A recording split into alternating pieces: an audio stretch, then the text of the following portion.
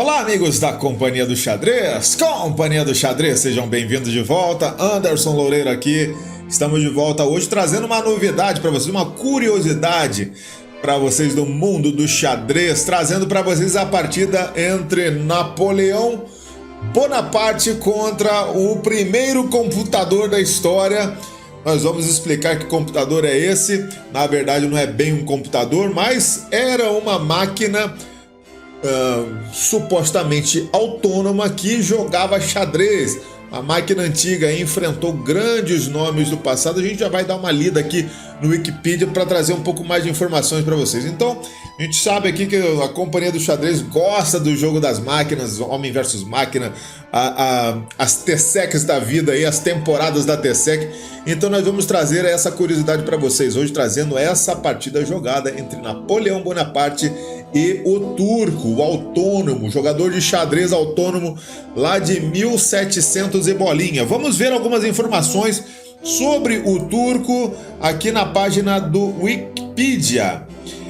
O turco é também conhecido como Mechanical Turk, ou jogador de xadrez autônomo, era uma falsa máquina de jogar xadrez construída no final do século XVIII. De 1770 até sua destruição pelo fogo em 1854, foi exibido por vários proprietários como um autônomo, embora tenha se revelado uma fraude bem elaborada. Construído e revelado em 1770 por quem? Wolfgang von Kempelen, para impressionar a Imperatriz Maria Teresa da Áustria. Esse mecanismo parecia ser capaz de jogar uma partida forte de xadrez contra um oponente humano, bem como realizar o passeio do cavalo, aquele probleminha onde você passa o cavalo por todas as casas do tabuleiro sem repetir nenhuma das casas. Um bom teste aí para vocês realizarem, hein? Então esse passeio de cavalo ele conseguia fazer, né, para impressionar ainda mais a turma ali da corte da rainha Maria Teresa. O turco, na verdade, era uma ilusão mecânica que permitia que um mestre de xadrez humano ficasse escondido dentro dele e operasse a máquina. Com um operador habilidoso, o turco venceu a maioria dos jogos disputados durante suas demonstrações pela Europa e as Américas por quase 84 anos. Jogando e derrotando muitos adversários, incluindo estadistas como Napoleão Bonaparte. Nós vamos ver uma partida hoje, inclusive o Napoleão Bonaparte, quando visitou ali 1809 ali a corte da Áustria, né? Ele foi enfrentar essa máquina e fez ali movimentos errados para ver o que a máquina fazia. A máquina derrubou todas as peças quando ele fez movimentos irregulares, e a ponto de ele ficar tão invocado com a máquina que ele quis vendar os olhos da máquina para ver se era realmente um mecanismo, né? Impressionou muita gente na época. Napoleão Bonaparte foi um deles. Benjamin Franklin, outro estadista, jogou contra o turco, perdeu, né? E esse dispositivo foi comprado posteriormente em 1804 e exibido por Johann Nepomuk Mausel. Quem foram os mestres que adentraram ali o turco e jogaram se passando pelo turco, né? Hoje em dia a gente vê jogadores aí usando engines para fazer que as engines se pareçam com eles mesmos jogando, né? Fazem engines se parecerem humanos. Aqui era um humano fazendo se parecer uma máquina, né? Então, quem foram esses humanos? Quem foram esses mestres do xadrez que participaram, que operaram o turco, né? Entre eles, incluem-se aqui o Johann Allgaier, Boncourt, Aron Alexandre, William Lewis, um forte jogador inglês. Quero trazer a partida desses caras aqui no canal. Jacques Moret e William Schlumberger. Nossa, nome difícil, hein? William Schlumberger. Tá? Mas na época do Kempelen, que foi o criador da máquina, não se sabe qual foi o jogador que operou. Bom, na partida de hoje que nós vamos ver aqui contra Napoleão Bonaparte, quem estava operando? Era o Johann Allgaier, né, que era um jogador alemão-austríaco, né? Um jogador fortíssimo de xadrez e também um teórico do xadrez, sendo autor do livro escrito em alemão, o primeiro livro de mão de xadrez, chamado Nova Teoria e Prática no Xadrez. Né? Então tá aí o Johann Baptist Allgaier, que foi, na verdade, o oponente aqui do nosso grande Napoleão Bonaparte. Vamos para a partida agora, depois de termos dado essa introdução. Vamos para essa partida, vamos ver o que rolou na 64 Casas. Já deixa aquele seu like de mestre, compartilhe com seus amigos. Não deixem de se inscrever no canal, acionando o sininho de notificações para não perder as próximas novidades. Serão tantas e serão tão maravilhosas. Bom, vamos lá, vamos para a partida. Napoleão Bonaparte, vamos sentar com o Napoleão Bonaparte aqui. Ele vai jogar E4, joga E4 e vem E5, vamos para uma partida aberta. Aqui o Napoleão vai jogar dama F3 e depois de cavalo C6, bispo C4. Olha só, Napoleão marotinho querendo aplicar o mate do pastor no turco. Aqui vai vir a defesa com cavalo F6 e vem cavalo E2 do Napoleão. Já viu suas intenções frustradas de dar o mate ali em F7? Com cavalo F6, então ele trata de desenvolver suas peças jogando aqui cavalo E2. Vem bispo C5, o turco está aqui mandando suas peças pro jogo, tá? Desenvolvendo bem suas peças. Agora vem um A3 meio esquisito do Napoleão, ele que se considerava um forte jogador. Tá? Tem muito mais mitos sobre a força enxadrística do Napoleão do que verdades. Então aqui a gente está vendo uma partida mais ou menos do Napoleão jogando um A3 aqui. Faz muito sentido, a gente esperava aí um desenvolvimento de peça, por exemplo, um cavalo C3 ou um D3 para liberar o bispo para jogar. Ele joga um A3 aqui, provavelmente com aquela ideia, né? Pô, meu peão em C2 pode ser atacado pelo cavalo, então eu vou jogar um A3 para impedir do cavalo saltar. Tá? Pode ter sido essa a ideia, né? Uma ideia um tanto amadora aqui do Napoleão. Né? Vem aqui o lance D6 do turco e agora o lance roque. Vai levar um bispo G4 aqui, um ataque sobre a sua dama. O Napoleão joga sua dama aqui na frente do peão da dama, jogando com dama D3. Se ele jogasse aqui um dama G3, também não seria grandes Coca-Colas, porque viria um H5 seguido aqui de um H4, batendo na dama e já criando um monte de problemas. Então ele resolveu jogar com dama D3. Vem aqui cavalo H5. O turco não está de brincadeira, já quer enfiar um cavalo aqui em F4, tão logo ele tome o defensor dessa casa, que é o cavalo de E2. Então cavalo H5 é o lance, vem aqui H3 do Napoleão, não percebendo os perigos, e depois de bispo por E2, dama por E2, cavalo F4 ataca a dama. Nesse momento, o Napoleão deveria ter jogado pelo menos um dama G4. Vamos jogar um dama G4, pressionar G7 e deixar a dama aqui numa posição um pouco mais vultuosa, né?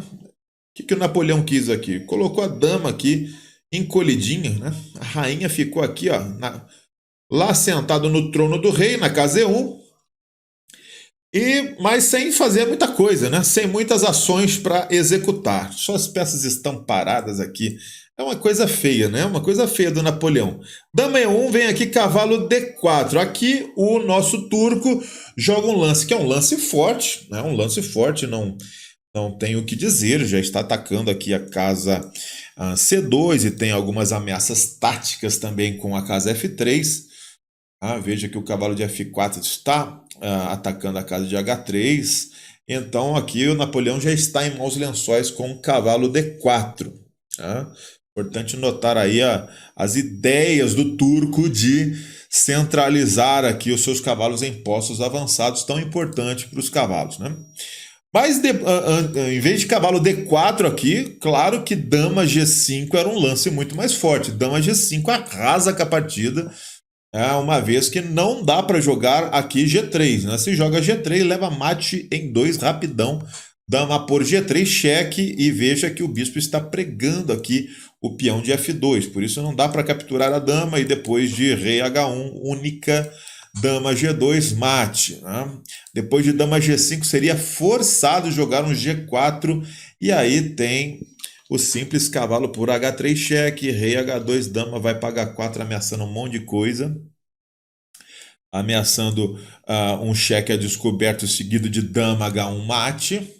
Para evitar essa pane, D4, vamos fechar aqui a diagonal do bispo. Mas aí viria o simples cavalo F4 cheque, cheque a descoberto, e depois de rei G1, dama por G4 cheque, e depois de rei H1, dama G2 cheque mate. Então o turco deixou passar também, né? Deixou passar aí uma oportunidade, talvez para não deixar tão feio aí a derrota, não deixar o Napoleão Bonaparte tão furioso, né? De repente ele iria decapitar a cabeça do turco lá e não ia dar muito certo.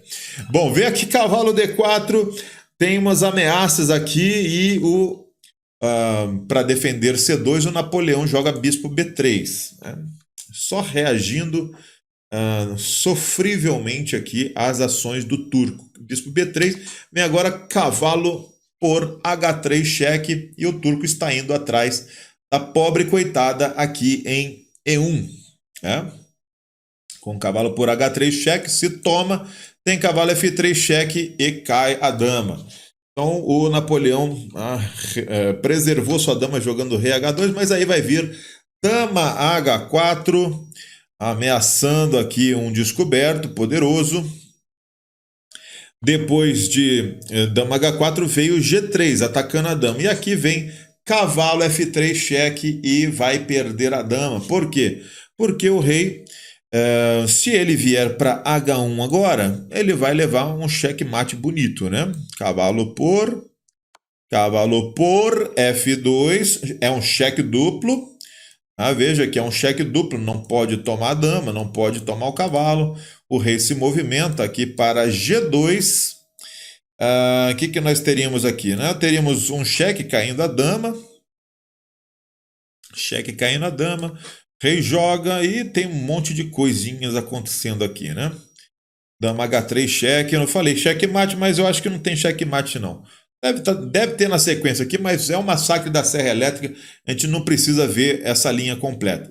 Depois de cavalo F3 cheque, o Napoleão jogou rei G2. E aí veio o cavalo por E1 cheque. O Allgaier devia estar lá dentro da máquina, né? Falando assim, agora tá comigo, né? Agora eu vou arrasar o Napoleão Bonaparte. Ele que detonou tantos exércitos, ganhou tantas guerras. Eu aqui, encolhido dentro de uma máquina, vou arrasar o grande Napoleão. Eu vou fazer ele sentir aquele sentimento de impotência que poucas vezes ele sentiu, né? Então, depois de cavalo por E1 cheque, veio torre por E1 e agora dama G4. Está caindo tudo aqui, né? Está caindo tudo aqui, não tem muito o que fazer. A gente esperava aqui um F3 do Napoleão, mas veio aqui o D3. E esse lance permite bispo por F2, vai começar a cair tudo aqui. Veio torre H1, dama por G3, é o massacre da Serra Elétrica, nós sabemos, eu trouxe essa partida porque é uma curiosidade, a gente adora trazer curiosidade para vocês, mas do ponto de vista técnico a gente está vendo um massacre da Serra Elétrica. Então depois de dama por G3 cheque, vem aqui rei F1 e agora bispo D4 ameaçando mate aqui em F2. Para defender esse mate vai vir rei E2, o que permite dama G2 cheque, vai cair a torre. Depois de rei D1, dama por H1 cheque, vem aqui rei D2, dama G2 cheque, rei E1 e agora cavalo G1, pura e simplesmente ameaçando um checkmate em E2. Napoleão não pode defender esse mate, ele ainda joga mais um lance como cavalo C3 e depois de bispo por C3, B por C3, dama E2, checkmate. Esta foi a partida deixada aí pela história para nós nos divertirmos hoje aqui na Companhia do Xadrez. Uma partida entre o turco, com uma alma de um mestre como Allgaier, batendo fácil no nosso grande Napoleão Bonaparte. Se vocês gostaram dessa partida, deixa aí o like de mestre, compartilhe com seus amigos, não deixe de se inscrever no canal. Vou deixar para vocês aí na descrição um link para um vídeo onde o canal History fala do turco muito interessante, e também o link aí da Wikipedia trazendo mais detalhes sobre a história do turco. Uma história envolvida em muitos mistérios. Teve gente acreditando até que o bicho estava possuído por um espírito. Tá? Para a época o negócio foi impressionante. Impressionou inclusive o Philidor. Né? O Philidor ficou encantado, embora o Philidor atropelou o turco, né, na época.